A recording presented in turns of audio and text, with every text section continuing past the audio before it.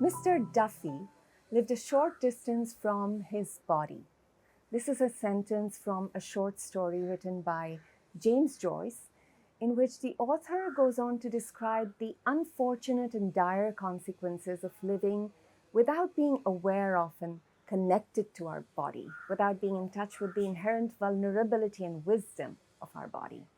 Living life primarily from a headspace, the left brain, intellectual thinking zone, problem-solving mode, which has immense value when it's integrated with the rest of the brain and body. But when not, it limits us to a linear, logical, linguistic approach to life. And life is so much more. We often tend to think about feelings and emotions, wanting to fix them and figure them out, instead of simply feeling them in the body, allowing them to be fully felt, becoming familiar with them, staying with the discomfort of difficult feelings, being open to learning from them. Mark Nepo, one of my favorite authors, he gives an analogy that speaks to this. He writes that we like wearing gloves every time we touch something. And then forgetting that we are the ones who chose to put them on, we complain that nothing feels quite real. And so our challenge each day is to unglove ourselves so that the doorknob feels cold and the car handle feels wet and the touch goodbye feels soft and unrepeatable. Our challenge is to feel the raw reality as it registers itself in our bodies moment to moment. The warmth, the coldness, the burning, the tingling, the melting, the tightness, the tenderness, all of it. We tend to think that enlightenment is about transcending the body. I remember seeing a cartoon which had a meditator, and on the side there was a board which said, "Out of body, back in 10." We forget, and Pema Chodron reminds us that this very body that we have, with all its aches and pains and pleasures, is exactly what we need to be fully human, to tap into our divine potential, to be fully awake and alive. And being fully alive in the body requires us to cultivate what is called body awareness or body sense, which is the ability to pay attention to ourselves, to our bodies, feel our sensations from the outside, the inside, our emotions, movements, in the present moment without getting caught up in judgment or analysis. The body is ground zero. It's the place where we directly experience the unfolding of our lives, our identities, who we are, what we do, why we do what we do, how we do what we do, what makes our souls stir, what makes our hearts sing, what matters to us, what moves us. There is growing scientific evidence that points to the immense benefits of body awareness being connected to the body. It speaks of increased emotion regulation and emotion expression, less stress and anxiety, more self-efficacy and self-confidence, even better life quality. And while all of these outcomes are very beneficial, the one that really struck me was our relationship with our body actually determines our sense of agency. In other words, embodiment can lead to empowerment. Wow.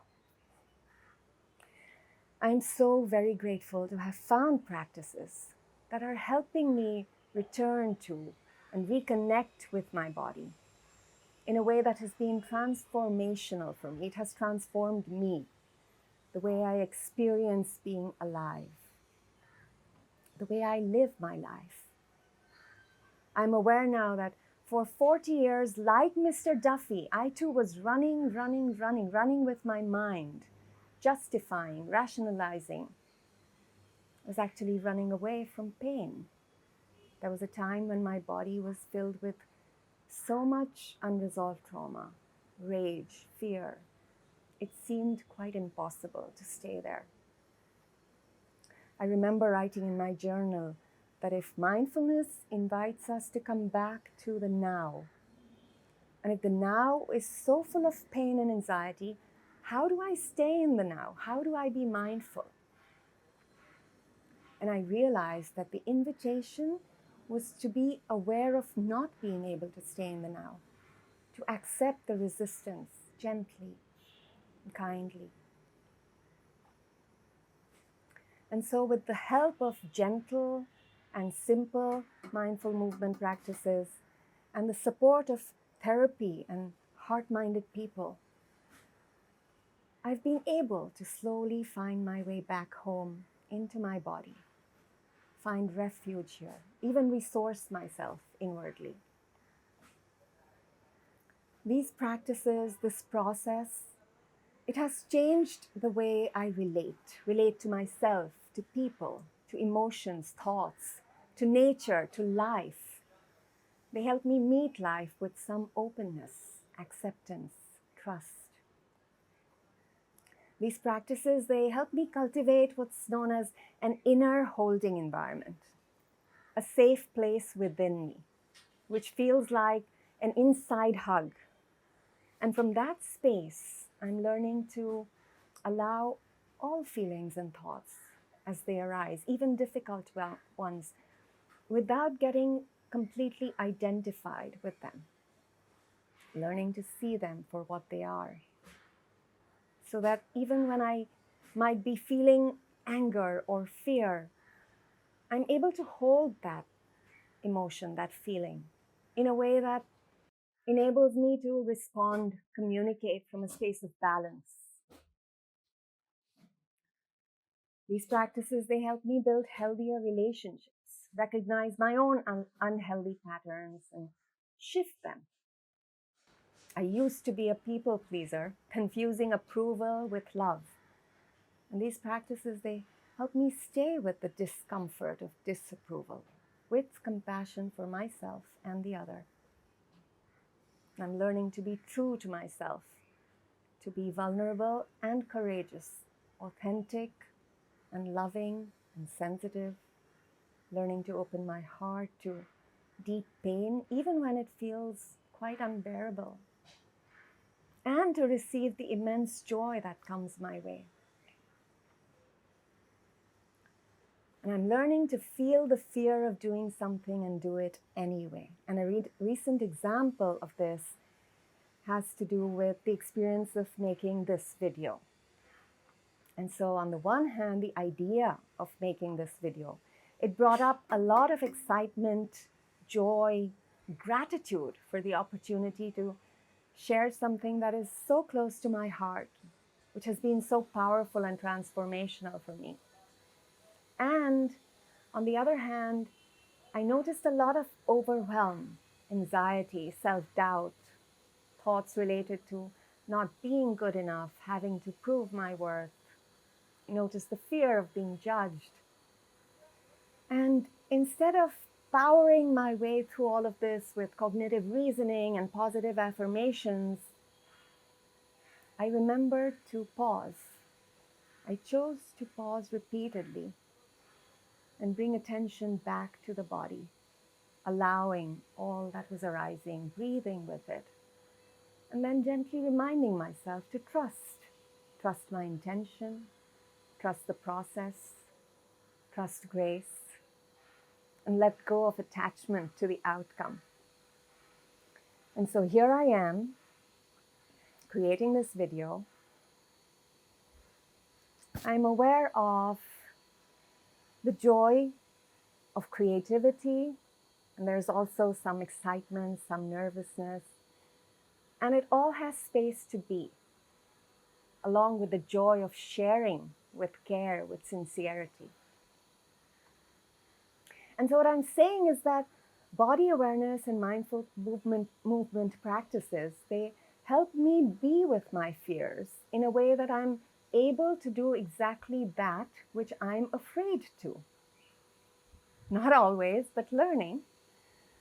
And so, such is the power of embodiment. We can feel hopeless and helpless and still make choices from a space of hope and trust.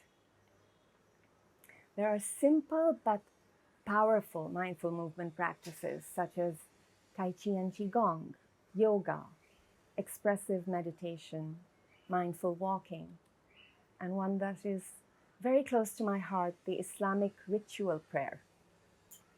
And all of these practices, they can help us tune into our body's awareness so that we can sense and feel what is actually going on inside the body instead of just having a mental picture of it. And as we learn to sense our body and listen to it, we actually begin to integrate the body-mind, which itself can be a deeply healing process. In this video, I'd like to share a little bit about body awareness and mindful movement practices which help cultivate body awareness, which supports healing and deep well-being. But before I share a few points, let's pause for a moment and practice body sense for a minute or two.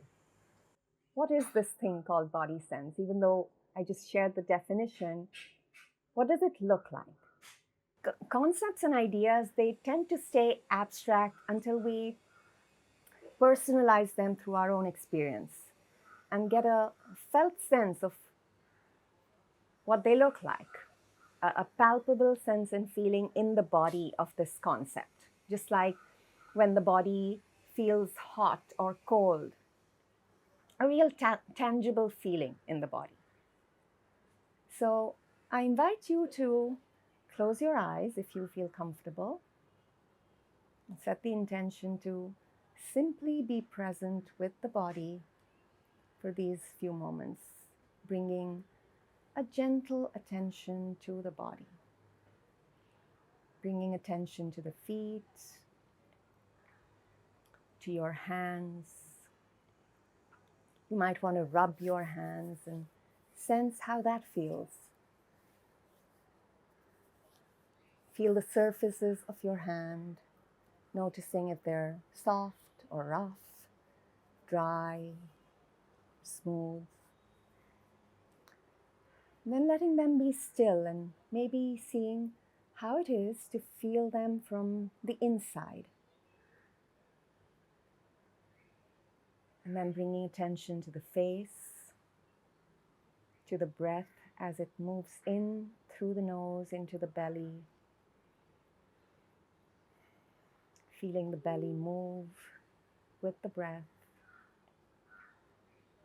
And noticing how all of this, the changing sensations, they're shifting, they're changing, they're not static. The sensations might be pleasurable or uncomfortable. Either ways, what's happening in the body is not in our control. It's happening on its own. And see if you can allow the flow of the changing sensations. Perhaps even settle into the flow for a few moments.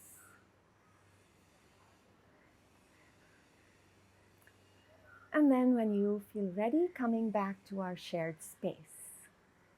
And so this is just a little glimpse of what body sense or consciously paying attention to the body might look like.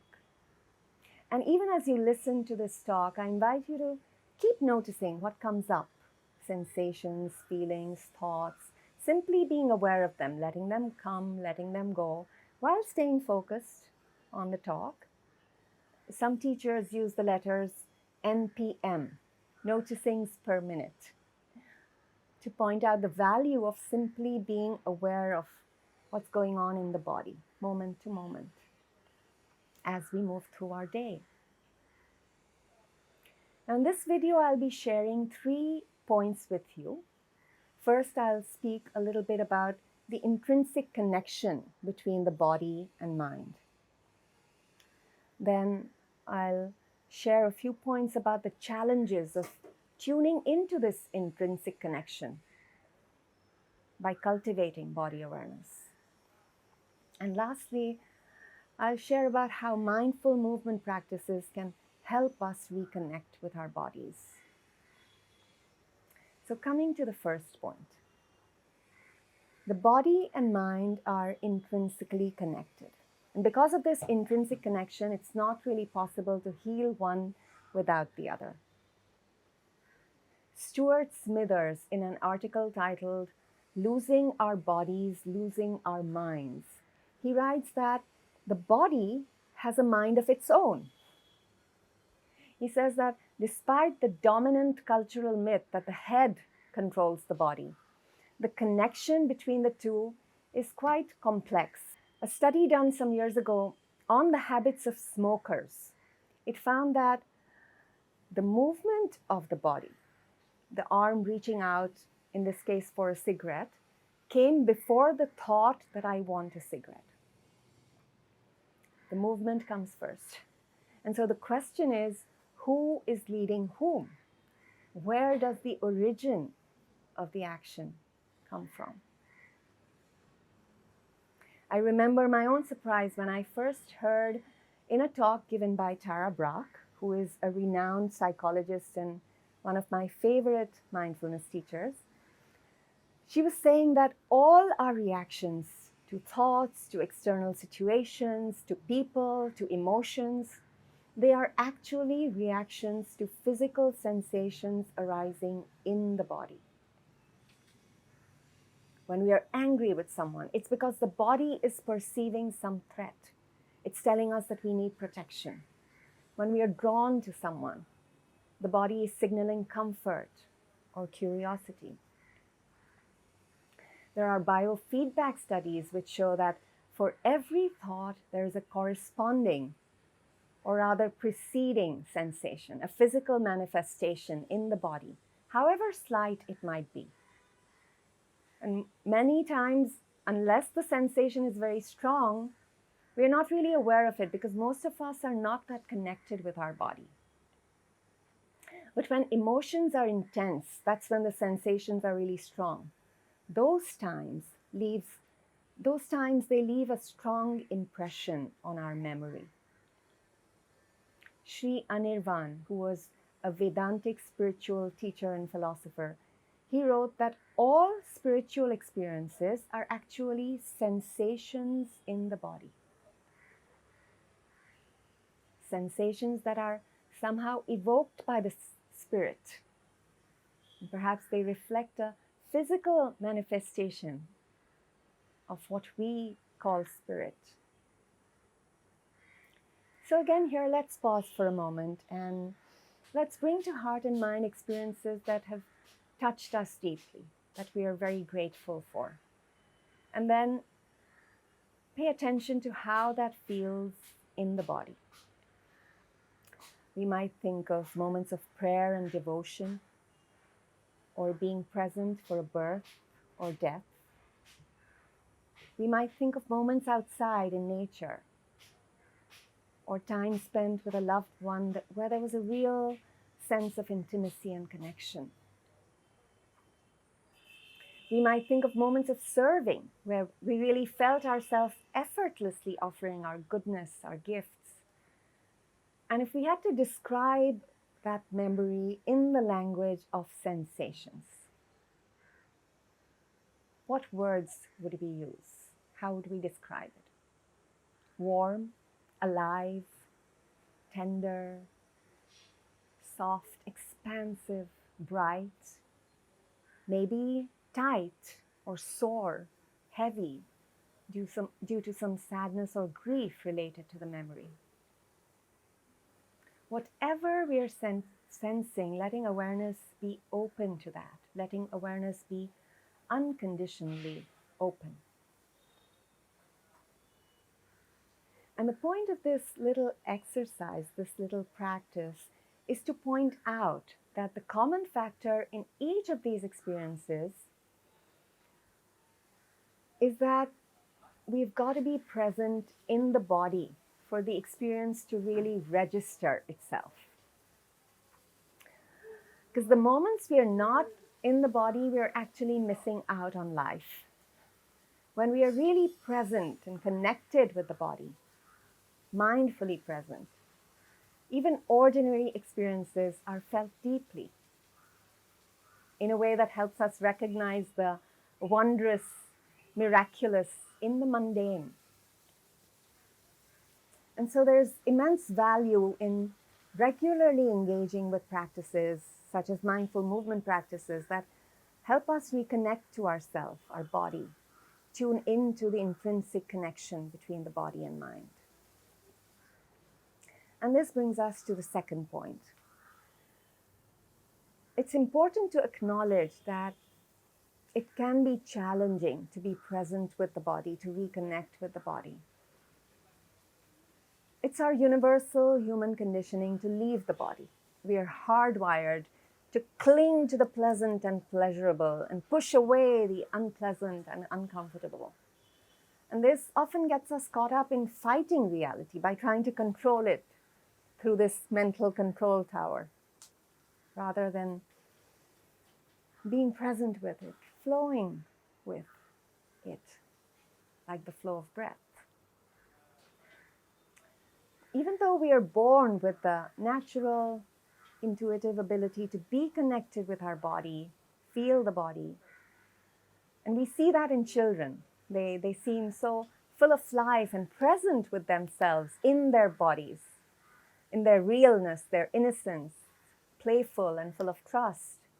Children live in their bodies. They live in the present because the body is always in the present. But as we grow older, we begin to leave our body and live more and more in the head, worrying about the past or the future, trying to control the future, disconnecting from the reality of our embodied real-time experience. And without knowing the body in depth, intimately, we tend to withdraw and recoil from the confusion and chaos of impulses that drive us. Another reason why we tend to leave the body is that the body can be a storehouse for unresolved trauma. It's said that our issues are in our tissues. Our anger, anxiety, irritability, rigidity, it's all embedded in our cells. There's a book called The Body Keeps the Score. So if we think of the body as a house, and if we are disconnected with the body and living primarily in the head, this looks like living in just one room of this house right on the top. And all the other rooms are locked up and we don't go there because at some level we are afraid of what might be in those rooms. But that doesn't make the rooms and all its contents disappear. When we forget that those rooms exist or pretend that they don't exist, it leaves us disconnected from our wholeness, feeling fragmented or numbed out. And so reconnecting with the body requires us to work gently and wisely with difficult emotions of unresolved trauma. And when we meet our trauma in the body, it allows us to work with it in a very direct and tangible kind of way. Because we are sensory beings and we relate to life primarily through sensations. And here I talk about trauma not just to refer to big T traumas, what's known as big T traumas, such as war, natural disasters, rape, sexual abuse, fatal accidents. Those are immensely traumatic events that require deep healing. But there are also traumas referred to as small T traumas, which are part of being human. an inevitable part of being human. They're part of the human experience. The trauma of developmental challenges, the trauma of unfulfilled dreams, the trauma of natural aging. Traumas that are not so much a personal calamity as they are an impersonal reflection of an underlying and universal reality. A reality of living amidst constant change, knowing that there is pain that we can't control. And because we are averse to pain, we avoid it by disconnecting from our body. And this aversion to discomfort and pain, including the pain of being imperfect and vulnerable beings, it makes us turn away from the body and creates a mind-body split, which is oftentimes aggravated by technology, consumerism. There's this little anecdote about a teacher who asks their student, a child in the first grade, to list body parts. And the child goes head, eyes, ears, neck, arms, hands, mobile phone, iPad. That's the sad state of affairs. And this mind-body split, it's exacerbated by the culture of quick fixes and toxic positivity that we live in. Also by systems and structures which are rigidly patriarchal, which promote intellectual, spiritual bypassing. And as these conditions of contemporary life become progressively less balanced, we withdraw into our heads more and more. And Smithers puts it this way. He says, through our alienation from our bodies, we drive ourselves even farther away from ourselves. We distance ourselves from who we are. We become disembodied. And oftentimes we end up developing escape habits or defense mechanisms that aren't necessarily healthy. Some of us use food to numb emotions. Some of us have obsessions and compulsions that we develop to avoid pain. Some of us stay locked in judgment or false beliefs. And being human as we are all subject to these patterns. All of us have them to different degrees. They're sometimes referred to as our shadow parts. And it's not about getting rid of them. It's more about becoming aware of them, paying attention, becoming aware, learning to work with them gently. Because unless we become aware, we stay stuck. We stay stuck in living in a virtual reality which is not real. And we're then reacting to the world out of fight, flight, freeze, instead of being really present with what's happening right now and learning to work our way through it. As my therapist friend Raphael says, by learning to accept reality and learning to work in partnership with it, we begin to play our part in co-creating our destiny, in manifesting our heart's calling. Now, the bottom line is that our bodily experience is not always in our control. We can't hold our breath forever. We can't stop our blood from flowing or our hearts from beating. It's just happening. It's happening in real time, on its own. And our survival instinct is to try to control things, and that's the ego. And that is also why paying attention to the body, which is functioning in a way that is not in our control, it can seem scary for the ego to be in the body, to pay attention to the body. It can even seem too unimportant. And therefore, there's bound to be resistance. It's expected. Because once we connect with the body, we begin to connect with our lack of control. We connect with our basic needs, our vulnerability.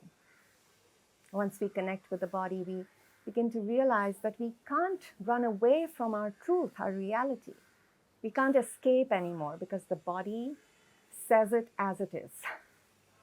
What's happening in the body is a reflection of our reality. The body doesn't lie. Once we connect with the body, we become aware of this plain truth that our body is made up of the same elements as all bodies. We can no longer fool ourselves and stay caught up in the ego's illusion of being a separate, solid, superior self, somehow more special. We humbly become aware of the interdependent nature of life, become aware of our interbeingness, our shared humanity. Once we connect with the body, we begin to recognize, with some compassion for ourselves and for each other, recognize the complexity of factors that create reality and make things go wrong sometimes. We realize that we are not the center of everything. It's not just because of us that reality is the way it is. And that is why compassion is a form of humility, humble acceptance of our humanness. Simone Weil says, compassion directed towards oneself is humility. And humility inclines us towards surrender. So to really inhabit the body means to be willing to surrender to what is not in our control. It's not easy. But over a period of time, this can feel truly liberating. And it can lead to liberation, true freedom. The Quran, which is considered to be the word of God by Muslims, it speaks about a camel passing through the eye of a needle.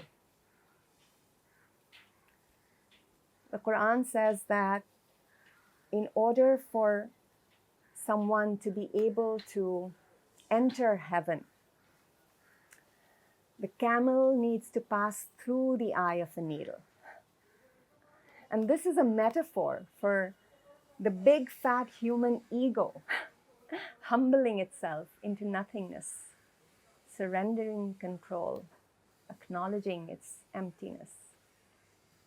Eckhart Tolle says that body awareness not only anchors us in the present moment, it is a doorway out of the prison that is the ego. So when we bring attention to the body, to the present, and surrender, it can feel scary, and with compassion as our friend, we can learn to feel the fear and stay here anyway. And as we do that, we begin to see our own suffering, the causes and conditions that give rise to our suffering. We begin to see our own delusion. We learn to take responsibility for our humanness. We learn to trust the process of learning and growth. Islamic teachings say that your sickness is within you, but you do not know it. And your cure is within you, but you're not aware of it. You think that you are a small entity, but within you is enfolded the entire universe.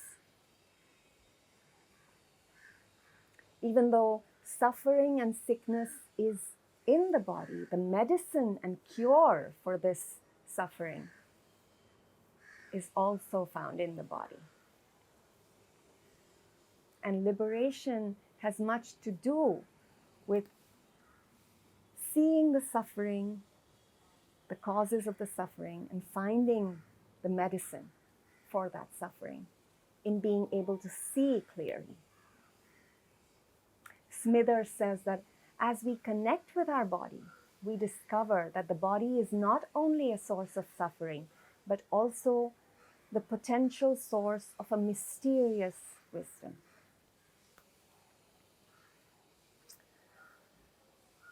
I feel moved to share here an example from my lived experience of learning to inhabit the body. I'm an alienated parent, and this means that my children have been taught to not have any relationship with me. The pain and trauma of this reality, it oftentimes leaves me numbed out. It's too much. And as I reconnect with my body, I'm more aware of this ongoing, ever-present grief.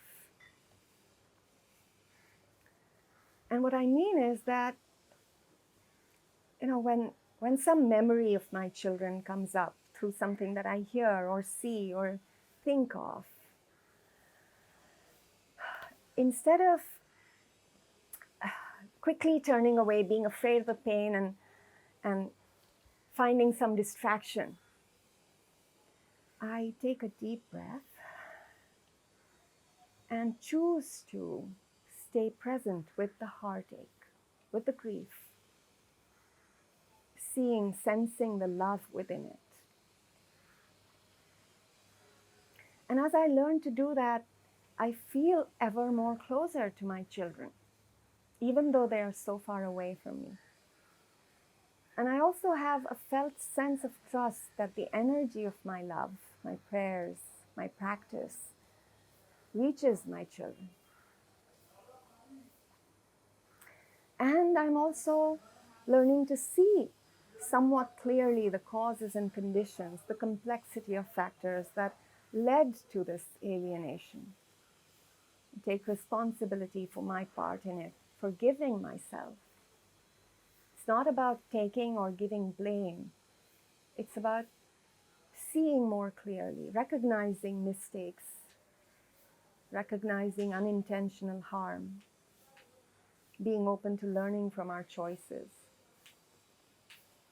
And more recently, I'm learning to trust that just as I have been blessed to connect with my intuitive wisdom,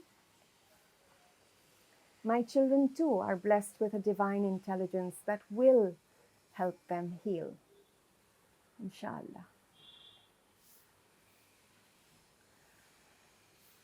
So when we come into our body, we are able to meet life where it is in real time, instead of constantly dodging it. And that can be so exhausting.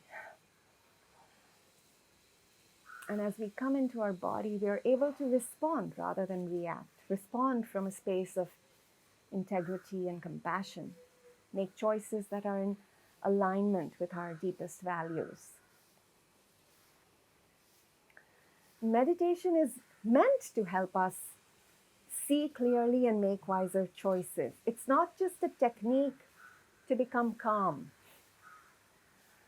The purpose of meditation is to calm the mind, settle the mind, so that we are able to see clearly and awaken to the truth. A very simple and straightforward instruction from one meditation teacher is, don't do anything that takes you out of your body. A slightly different way of saying this is that whenever we notice that we've left the body, we gently come back to it, intentionally come back to it. So it's a practice of returning, because it's unrealistic to expect that we will always be present in the body. We're human. But when we come into the body, that's when we can see what's here.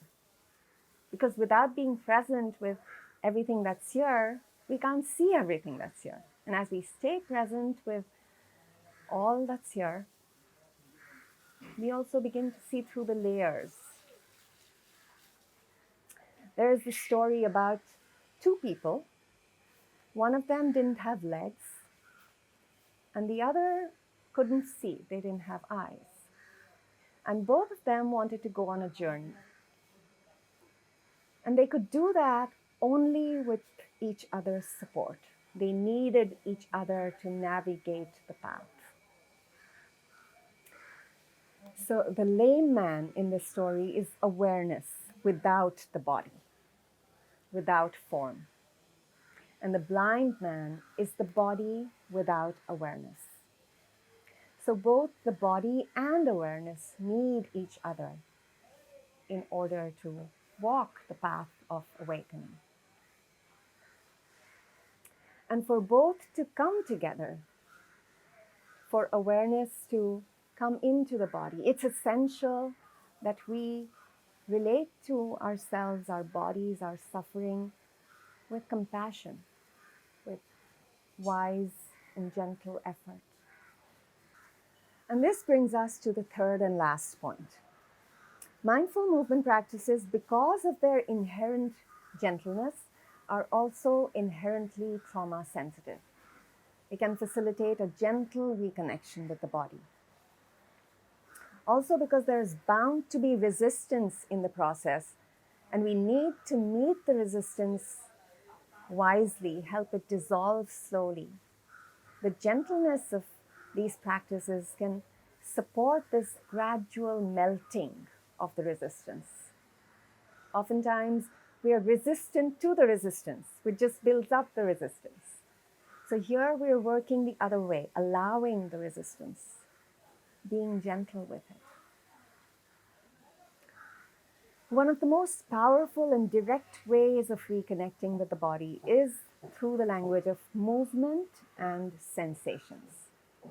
Feeling our bodies from the inside out, the movement of sensations, noticing where the sensations are arising, noticing the different qualities and textures of sensations, making a mental note of them, naming them.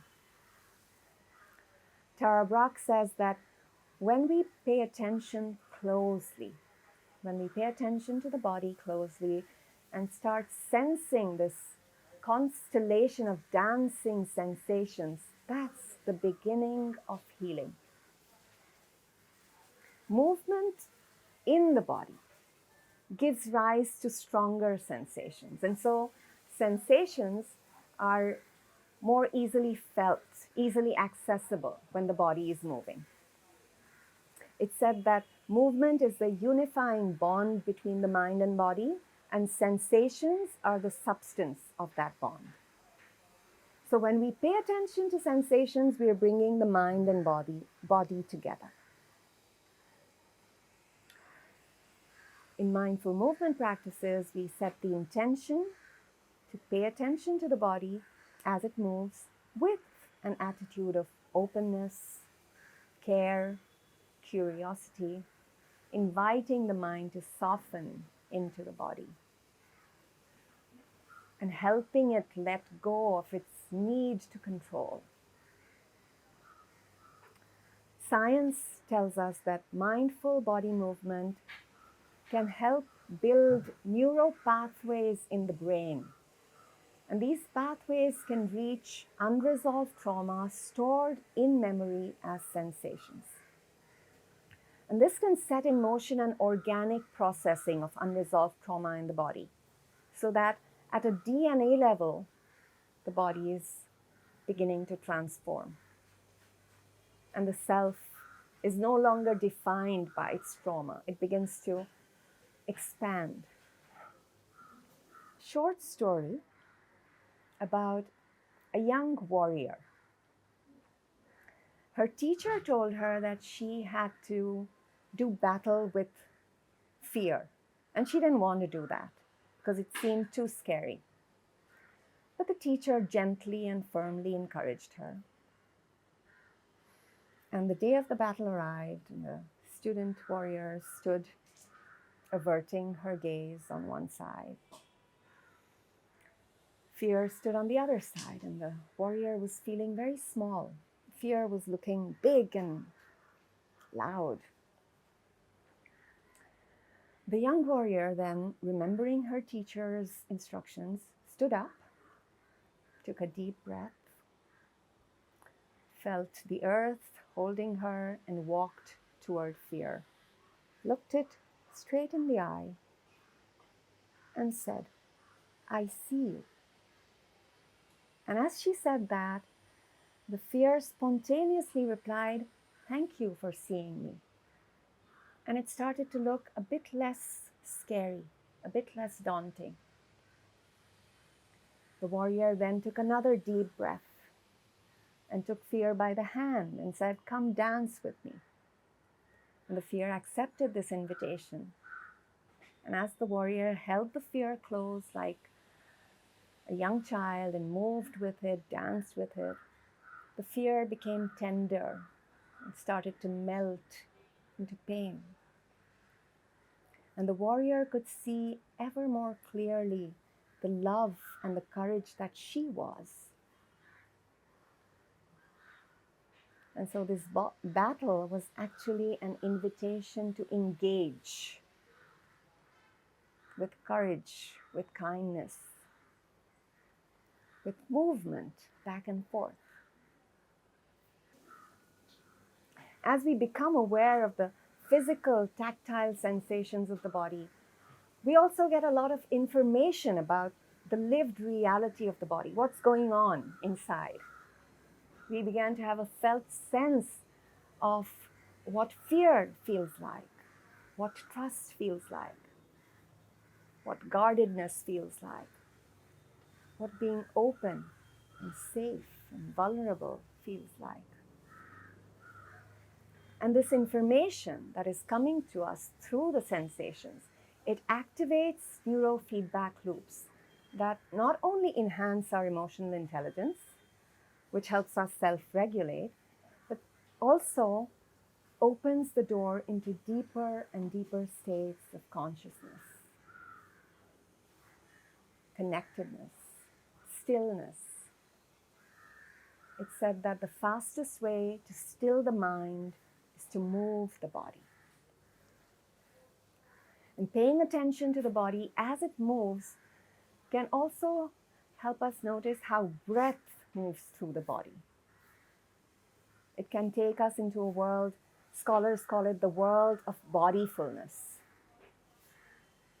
And as we enter the world of bodyfulness, we also enter the world of mindfulness, heartfulness, spiritfulness, and begin to experience embodied love, embodied forgiveness, embodied gratitude.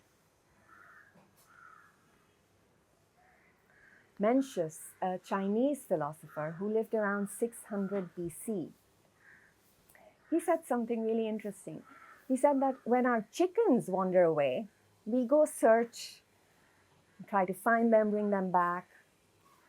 But when we wander away from our heart, which is the hub of our humanness, the hub of our body, why don't we try and find our way back to the heart?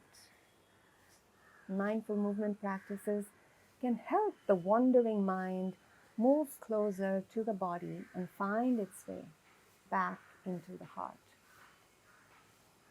It's worth repeating here that it's really essential that this process be gentle and slow, that we engage with ourselves with genuine interest and care, with consistent and kind effort, even forgive ourselves time and again for abandoning our body.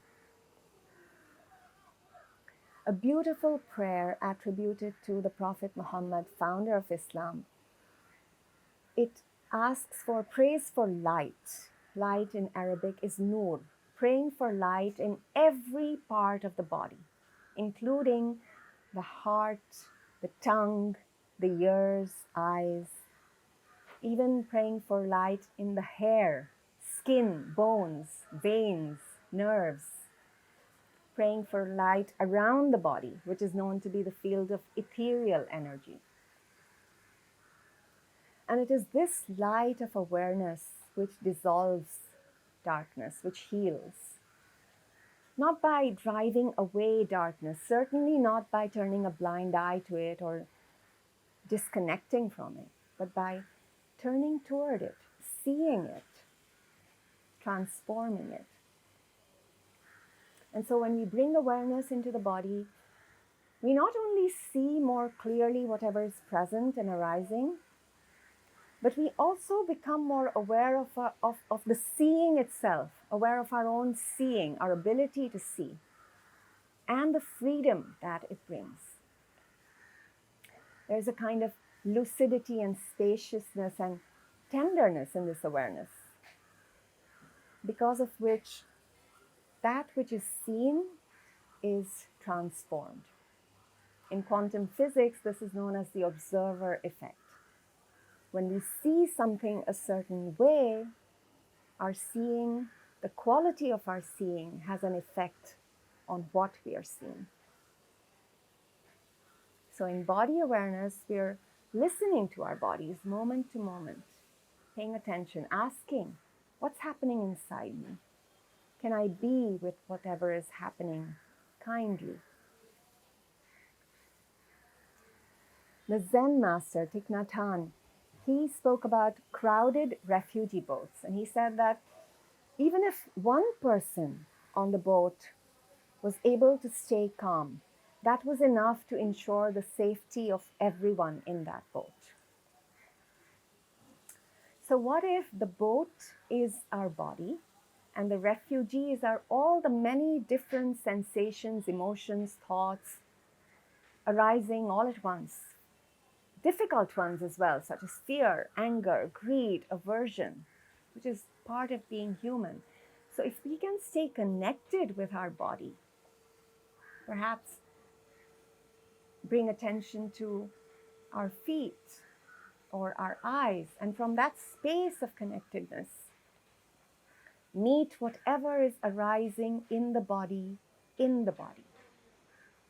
Meet whatever is arising in the body, meet it in the body. This can help us stay balanced amidst the small and big storms of life which are bound to arise. And so no matter what is happening outside us or inside us, we can have the aspiration, we can practice so that we stay grounded like the earth, in flow like water, light like air, even when we are working with heaviness. And we can kindle the light and fire of our spirit through this practice, in this process. And we realize that the body is therefore a gateway into the spirit. To quote Smithers again, the body becomes less fearful, less self-protective, and it begins to reveal its mysteries, gradually becoming an ally in our search for reality and freedom. And so, since our body is the foundation from which the light of spirit shines ever more brightly, it's important that we tend to it, pay attention to it, take care of our body. Recognize also the sacredness of the body during the time we have with it. We know that eventually the body will die. And so borrowing from the words of a Buddhist teacher, when we see the glass as already broken, it becomes more precious. And when we see the reality of the body dying, every moment with it becomes more precious, an opportunity to awaken the spirit. So to conclude this talk, mindful movement practices can help us reconnect with our bodies in a trauma-sensitive, gentle way. By coming into the body, we begin to tune into the innate intelligence of our body, which guides us to our heart's wisdom, our intuitive wisdom. this wisdom reminds us of our connectedness to the vastness and mystery of life and the universe. It invites us to trust, to stay open and curious, to meet life with a soft front and a strong back. It helps us see firsthand how supported we are by grace at every step of the way. And here's one poem by Kabir. He says, "Don't go outside your house to see the flowers. My friend, don't bother with that excursion. Inside your body there are flowers. One flower has 1,000 petals. That will do for a place to sit. Sitting there, you will have a glimpse of beauty inside the body and out of it, before gardens and after gardens." So unfortunately and sadly for Mr. Duffy, he wasn't aware that by finding his way back into the body, he would be taking the first step towards the garden of freedom. Fortunately and thankfully for us, we can engage in practices such as mindful movement practices, which can help us find our way back home, back into the garden of our body. And through our body, can help us find our way back to being all that we truly are. Find our way back to our wholeness, our holiness. Thank you for your kind attention.